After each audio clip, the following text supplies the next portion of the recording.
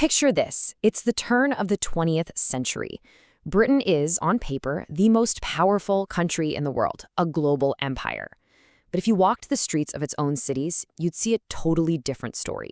A story of a nation deeply divided, a crisis that was about to spark a revolution in the way we think about government and its people.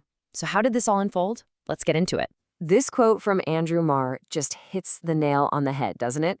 It perfectly captures this massive contradiction at the heart of the era. You've got these booming cities just churning out incredible wealth, but at the same time, millions are going hungry. Really, truly hungry. It was a situation that just couldn't last. So you really did have two Britons living side by side.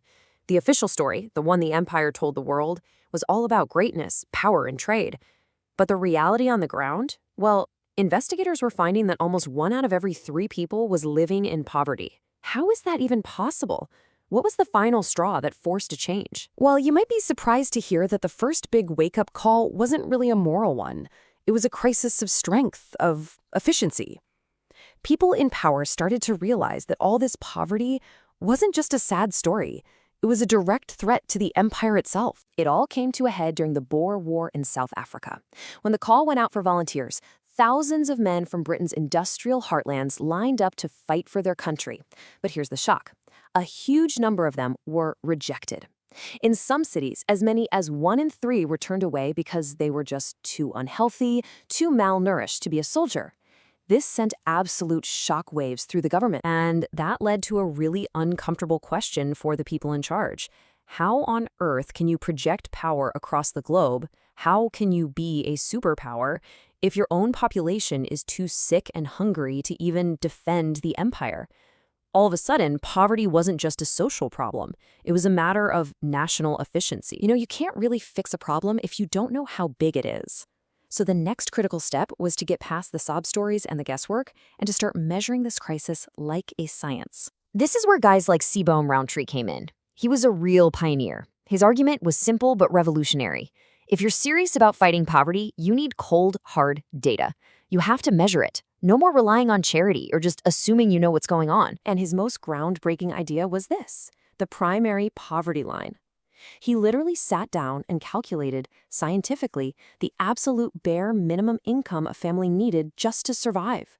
We're talking only the essentials, enough food, rent, and fuel to keep you physically able to work. This was a total game changer. Suddenly, being poor wasn't a moral failing. It was a measurable scientific fact. And just look at what that budget meant. For a family right on that poverty line, more than half of their money, 51%, went just to food. Think about that. Add in rent and fuel, and there's basically nothing left. 12% for everything else in life. A new pair of shoes, a doctor's visit, a toy for a child? Forget it.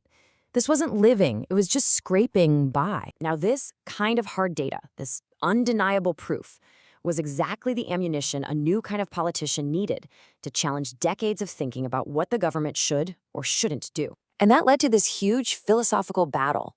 The old way of thinking, called laissez-faire, was that the government's job was to stay out of your life. You had to help yourself.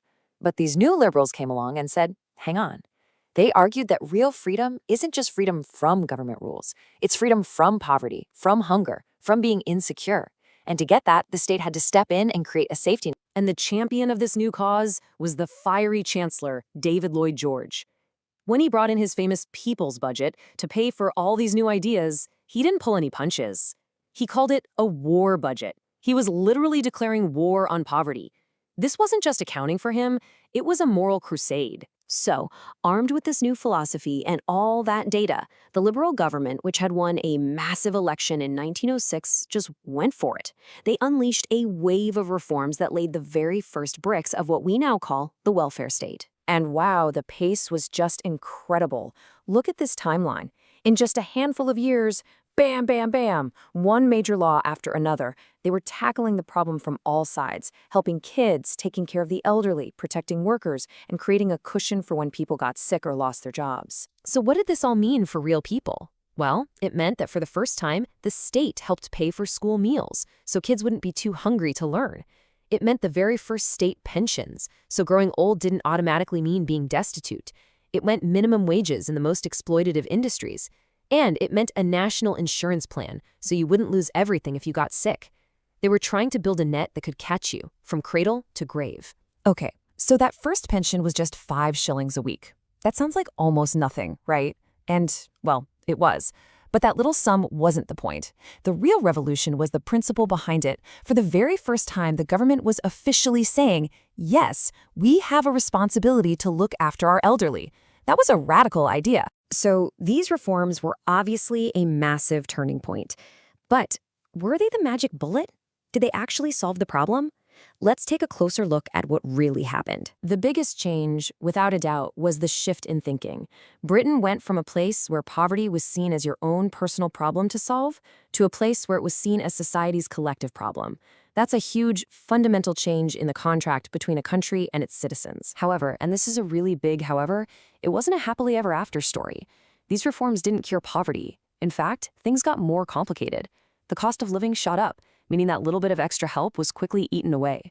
The gap between the very rich and the very poor actually got wider, and the country was shaken by enormous strikes as workers demanded more. So that leaves us with this massive question. Were these reforms the glorious dawn of the welfare state that would protect people for the next century? Or were they just a few patches desperately trying to hold a broken system together?